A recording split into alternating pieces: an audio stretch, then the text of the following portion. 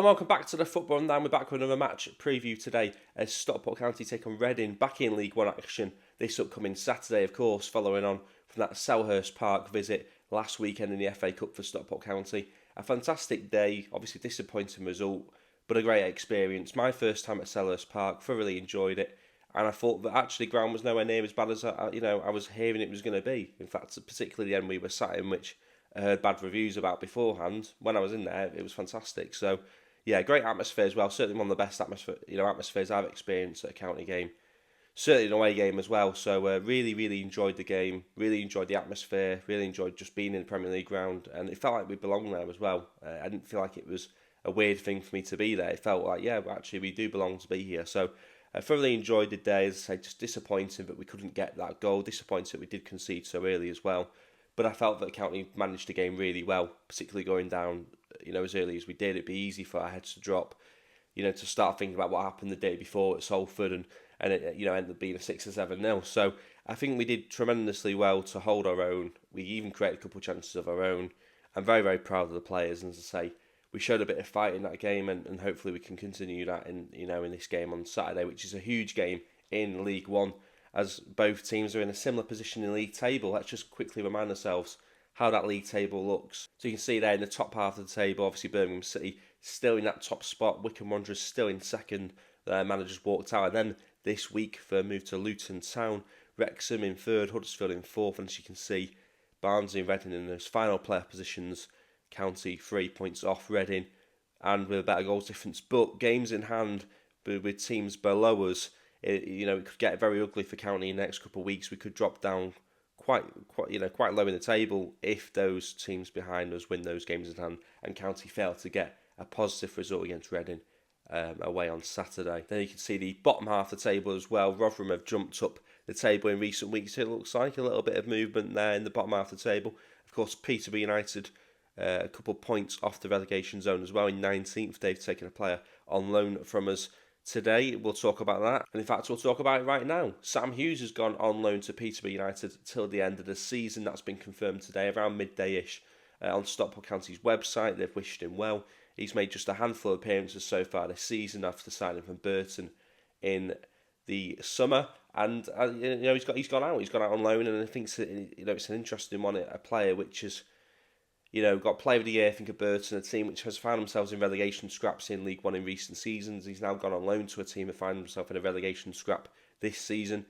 With the greatest respect to Sam Hughes, is that probably his level? Is he, is he sort of a League One player, but a very good player in League One for teams that are battling at the bottom of the table? Is that his level? We'll have to see. But as I say, I think it's an interesting one that County would decide to loan a player out, a centre back out at this point in time when Fraser Horsfall was injured. We only have a handful of actual centre-backs available to us, and we are a team that plays a back three. So it's a bit of an interesting move from County, I've got to be honest. I'd like to see us strengthening that position over the next couple of weeks with the window still open. But more importantly, I want to see a forward player come in. I want to see a striker and a left winger come in, with sort of what's left of this January transfer window. And how likely is that going to be to happen? I'm not too sure. How likely is that going to be to happen before Reading? I'd suggest very, very unlikely. But anyway, moving on, we do have this match preview to talk about. Of course, we do face Reading on Saturday, a side which is currently 6th in the table. They've done tremendously well as well, by the way. I think I predicted them to finish bottom of the table in my predictions at the beginning of the season. That was all because of the stuff that was going on with the ownership at that point in time. They are in the mud behind the scenes, and I don't know loads about what's going on, but I know that they've been trying to sell the club for some time now, and it just hasn't materialised. And that club is in, a lot of trouble behind the scenes, but they're doing very well to keep fighting on the pitch and not literally fighting, of course, but showing fight in the games and managing to get themselves to a position where they could potentially get promoted still with them being in the playoff positions. And I suppose that would help them sell the football club, I'd imagine. So all positive on the pitch, but not so much off the pitch for Reading, and fair play to them for battling through this difficult period, as I say, behind the scenes. But they are currently 6th in the table. A place higher than Stockport. Reading are actually slap bang in the middle of the top half of the table, 12 points off top and 12 points off being outside the top half of the table as well, which is interesting. Unbeaten in their last 4 with 3 wins, the Royals have lost 7 in the league all season and have lost just twice since our previous meeting at Edgeley Park in late October, where of course County did manage to win 4-1. Reading ranked joint 3rd highest scorers in the league this season, with both them and Barnsley having scored 39 goals. However, they've also conceded 33, resulting in a goals difference are just +6. They failed to keep a clean sheet in each of their last 7 games. In fact, they've kept just 4 clean sheets in all the league this season. Former Manchester United goalkeeper Joel Pereira is currently number 1 for Reading. He's appeared in each of the last 14 league matches and is number 1 in the league for goals prevented this season. Sam Smith remains Reading's top scorer as he was when we last faced off, now with 9 league goals to his name. But below that, there are other scorers as well, particularly Harvey Nibbs. 25-year-old has scored 8 in the league this season, 2 of which came in their most recent win over Cambridge on New Year's Day. Reading's Lewis Wing ranks second for expected assists on FOTMob, as well as also having the second highest FOTMob rating in League One this season. So it'll be interesting to see how he performs if available on Saturday for Reading. Home advantage has also been key for Reading this season. 9 of their 12 wins in the league have come at the Madejski so far this season, losing just twice on home soil. Meanwhile, the Hatters have had a miserable time as a visiting side this season with just 2 wins on the road in the league so far this season. That's 4 less than the 6 away wins that we'd built up by this point last season. It's an important match, of course, for County to try and push up the table again. County could potentially take back 6th position with a win at the Madejski this weekend. County have been in miserable form so far this season, as well as we did not end up being battered by Crystal Palace. In the league, we've won just 1 in our last 6 league matches, and that's poor for a side that has the potential to finish in the playoffs.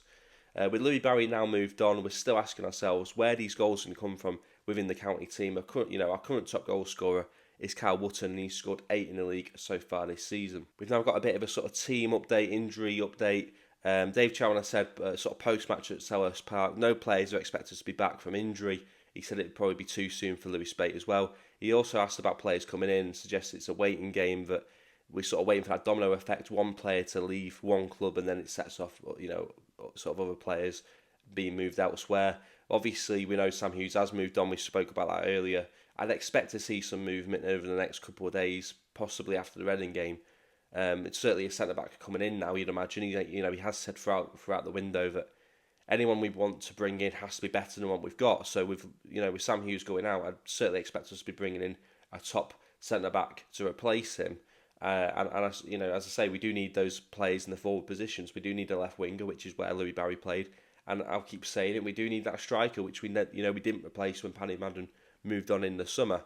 So that's where we're at with that. No players coming in before the Reading game, it looks like, at this point in time. Of course, Benoni Brecky Anderson as well made his debut off the bench against Crystal Palace, obviously having the Icelandic clap to welcome him as a Stockport County player. It'll be interesting to see whether or not he's involved in the matchday squad on Saturday, of course. As I say, did get that debut off the bench. He was on the bench on last Sunday. It'll be interesting to see if he's involved on Saturday, and if so, how many minutes can he get off the bench, because we didn't really get a proper look at him in the game against Palace. I think he had just 10-15 minutes on the pitch, and as I say, we weren't particularly dominating possession in that game, I think it's fair to say.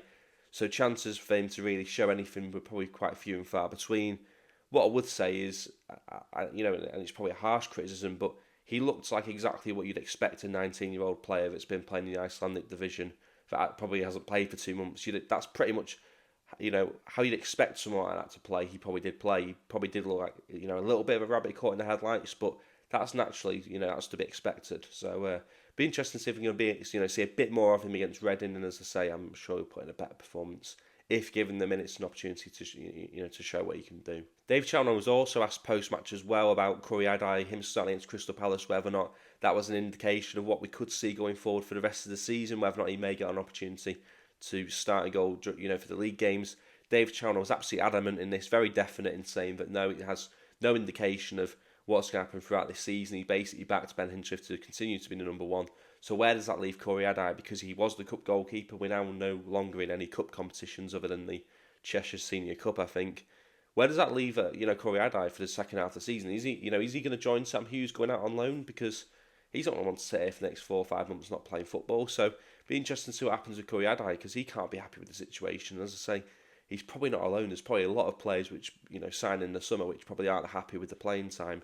Luis Fiorini being another one. So these players that are coming in sort of the January transfer window, in the summer transfer window, it hasn't worked out, and we've seen one already go out on loan. It is almost, as I say, an admission that things haven't worked out. These players probably hadn't had enough game time as well, which is a problem. But as I say, at some point in the season, you've got to use your squad, and those players will have to play if they're going to stick around. But also as well, it's all well and good saying, okay, these players haven't worked out, let's just move them on, let's just loan them out.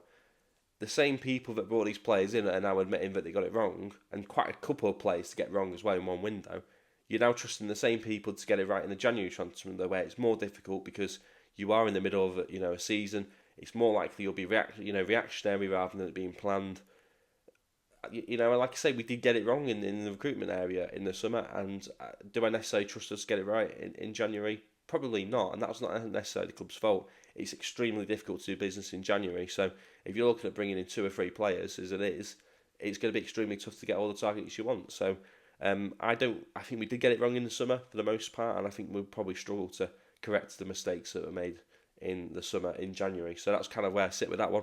Want to get your thoughts on how you think the January transfer window will go for County, because do you trust this transfer recruitment team to get it right in January and fix the problems? I'm not so sure. Here's the team that I think Dave Chowan will go with. Interesting, I think we'll go with the same formation as what I would pick. We did see against Crystal Palace go with a front 2 combination of Tanto Alafi and Cal Wootton. That seemed to work quite well playing as a front 2 as opposed to a lone striker and 2 wide attackers. I think he'll stick with that in this game, actually. So I think we'll see Hinchliffe come back in goal.